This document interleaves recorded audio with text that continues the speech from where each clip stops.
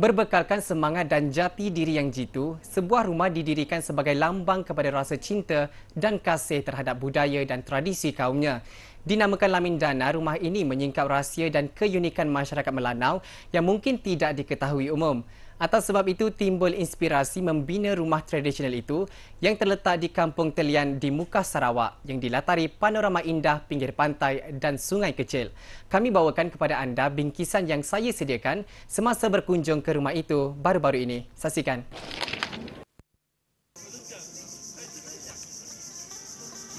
Pertama kali saya menjejakkan kaki ke daerah Mukah dan diberitahu mengenai rumah ini. Tiada gambaran yang dapat dibayangkan bagaimana dan apa yang ada di sana.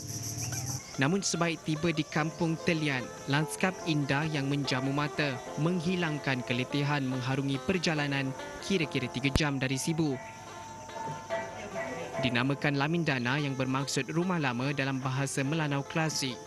Ia dibina berdasarkan reka bentuk rumah tradisional Melanau menggunakan bahan binaan seperti kayu belian dan nibung.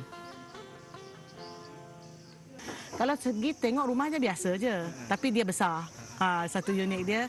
Tapi apa di dalam dia tu boleh kita lihat dari segi representatif suku kaum Melanau. Itu dari segi interior dekor dia, dari segi bumbung dia, dari segi pelepah sagu dia. Even kalau kita nak duduk rumah orang kan, dari segi homestay you have to go into people's house. Ini dia tak beza dari rumah orang lain, tapi hanya you punya space untuk you sendiri. Diasaskan oleh Diana Rose dan ahli keluarganya pada 14 Februari 1999. Rumah ini bukan sahaja dibina sebagai rumah persinggahan pelawat tetapi juga sebagai pusat kebudayaan.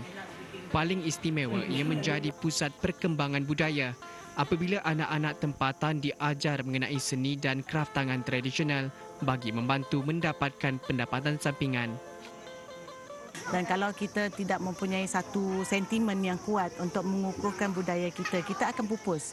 Seperti etnik yang lain di Borneo ini, kebanyakan ada yang sudah pupus, ya, tidak ada lagi. Jadi saya tak nak musibah begitu berlaku kepada satu kaum yang saya saya sendiri yang I'm born in it, ya.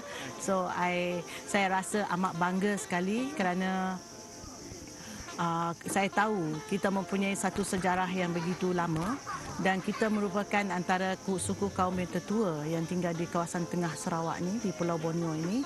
Dan dari segi sejarah kita memang satu yang boleh dibanggakan. Mula dibuka pada 12 September 1999, peranannya terus berkembang apabila kumpulan kebudayaan, seni bina tradisional, kostum, pemakanan dan kraf tangan diwujudkan semula. Budaya unik orang Melanau juga diterjemahkan kepada pelancong menerusi persembahan kebudayaan dengan elemen muzik dan tarian dipengaruhi budaya Jawa termasuklah dalam aspek kostum mereka.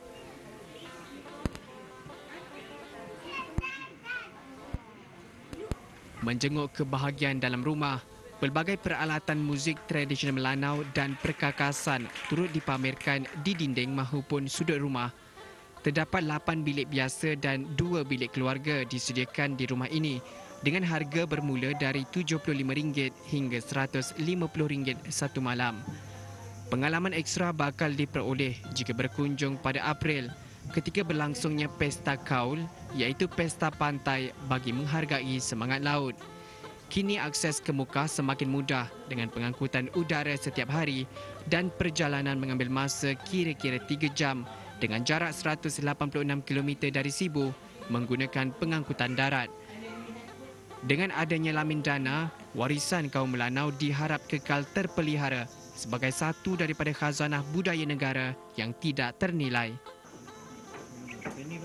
Mukah dahulunya bukanlah dikenali sebagai kawasan pelancongan, namun kini dengan adanya rumah Lamindana ataupun yang bermaksud rumah tradisional, ia dijangka mampu menarik pelancong dari dalam maupun luar negara dan perkampungan ini juga telah pun digazetkan sebagai perkampungan budaya. Mazizal Dani, Jurnal Bernama.